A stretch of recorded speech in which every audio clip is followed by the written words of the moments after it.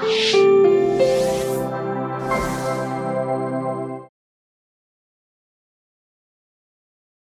I'm John Parmley with Tufin Technology, an Area VP, and we're here today with Larry Brock, former CISO at DuPont. Hi, Larry. How are you? I'm great, thanks. Why don't you tell me a little bit about your background? I know you were the CISO at DuPont for a while. I think you were also at NSA for a while. That's correct. Well, the last 4 years, I've been consulting. I left DuPont back at the end of 2012, and I've been out consulting with companies, helping them with their insider threats and their cybersecurity threats. But at DuPont, I was a CISO there for almost 12 years and started right at in 2001 before the World Trade Center events. Okay. And prior to that, I was a CIO of a business unit, IT manager, and doing IT software development. Also was at NSA for a number of years, doing crypto systems development and other environments. I was there as a military officer, both active and reserve for a number of years. Okay.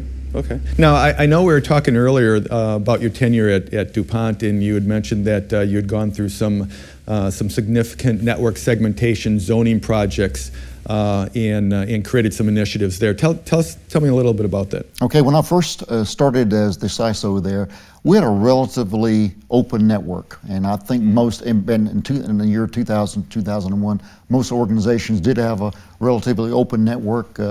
Most people believed in the castle perimeter type model, protect from the outside and no one gets inside. But as we know, that model has long been obsolete, and we needed to strengthen the internal environments quite a bit. You know, we're still seeing that today, right? We're still seeing organizations are moving from flat networks to segmented networks. They're moving down the path of zones. One of the things that we're seeing is that as a result of these segmentation projects, that the growth of firewalls and the growth of managed routers and switches with ACLs is exploding. It certainly did with us, okay. And it has done also with companies that I've been consulting with. We went from just a limited number of firewalls facing the internet or our remote access environments or some of our third-party environments to maybe we had 40 or 50 firewalls in the beginning to probably 1,000 firewalls when we finished with the intellectual property zones. So it went from something that a couple of people could manage to something it took a large team of people to manage, and it required us to look at it differently and come up with some additional tools and that we develop internally to help us manage those. Sure. And are you seeing the same thing we're seeing when it comes to not only the growth of firewalls, but the granularity to the management level of these firewalls as well? I mean, managing, as an example, even if we go to switches and routers and managing ACLs, right? That's a devil in the details type of challenge. It requires that, where initially you have, say, internet-facing firewall that you allow most any device on the outside to be able to communicate in over a certain few protocols. Mm-hmm. If you go into an internal environment, say your production system environment, and you have all these thousands of systems around the world that you need to communicate across a large number of protocols, you need to define each one of those systems and what protocols they can communicate with to be able to go through that firewall, which just explodes the number of policy-based rules that you'll have. So did you also see when you endeavored on these projects that that the administrative burden, I mean, we can talk about just the sheer volume of firewalls, right? But the administrative burden that it placed on the organization, and how did your security team manage this administrative burden, right? Because one of the things that we're seeing is that organizations that we're talking to appreciate and want to go down this path where they know today they aren't automating any of these processes, right? But we know that if we talk to other chief information security officers, 2 or 3 years down the road, they know they're going to have to get to that point on the horizon where they're automating a lot of this management and tasks as it relates to firewalls, or managed routers and switches. They may not be there today, but do you believe that at some point in time there's going to be an inflection point that says if you aren't thinking about automation as it relates to these infrastructure challenges, that you're going to be falling behind the times? Yeah, you really have to. The complexity, the explosion with the numbers, the challenges to find resources, the ability to report to whatever compliance organization, whether it's internal or external compliance organizations, all those things drive the requirements to automate this. And even the growth in security challenges, if it's not automated, you will have some security lapses, or you'll have situations where the firewall may not be managed properly, or may allow certain things to occur that would be outside your normal policies or outside the compliance requirements, and you could introduce some weaknesses into those firewalls. The human element. The human element we all try to respond. The business has a new application going online soon. It's got to have this firewall change done tomorrow.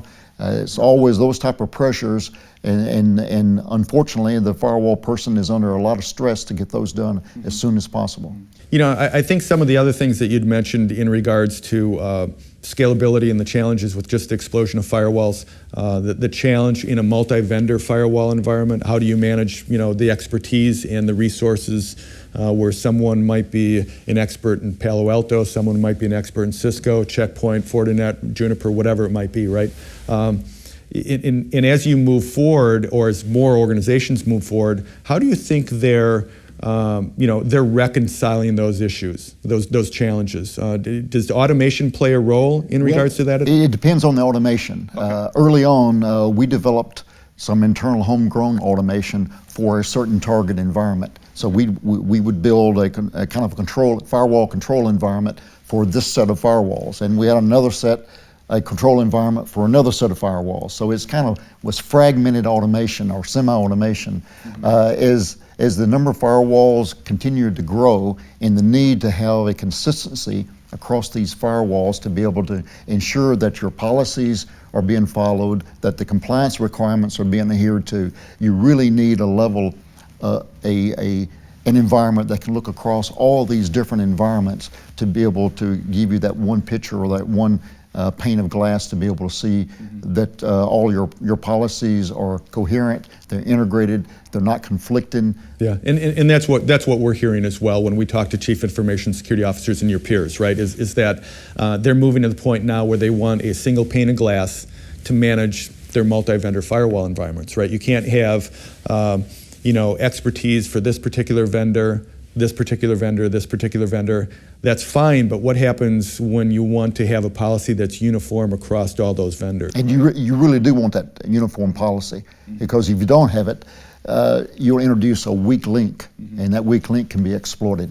So a centralized policy that you can then look through, or that's the lens of all changes going on within your firewall environment, or the firewall universe. Clearly, you have change management processes, but you need those processes to be done relatively quickly and effective, and again, not conflicting or not introducing new vulnerabilities into your system. As you move forward and get involved in other companies' network segmentation zoning projects, tell me about what you'd like to see from a policy-based automation solution, right? Because that would accelerate some of these. That's right. It will make it much easier to adopt.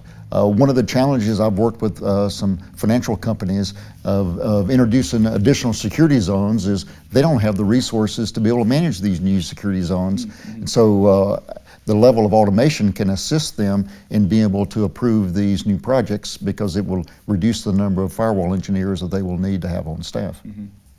And then I imagine just the documentation of all these processes, right? It's one thing to have automation, but if it's not focused on the lens of policy, everything kind of falls apart. Well, especially with the auditors. The auditors are really significantly focusing on your documentation. Who authorized the change, when was the change made, and so forth. So the auditors really require you to have a very thorough set of documentation on who did what, when, and what was the effect, and does it meet the requirements of whatever compliance organization, whether at DuPont we had DHS requirements organizations. There's other compliance groups like CERT that drives the need for segmentation, PCI. I know companies that are implementing segmentation to actually reduce their PCI footprint. So it makes it easier for them to comply, and therefore the PCI requirements would go into those certifications. Mm-hmm. So we can talk about risk in general. We can generically, right? We can talk about specific risk issues or challenges, regulatory compliance, security best practices. How do you believe that policy-based orchestration would solve or reconcile some of those challenges?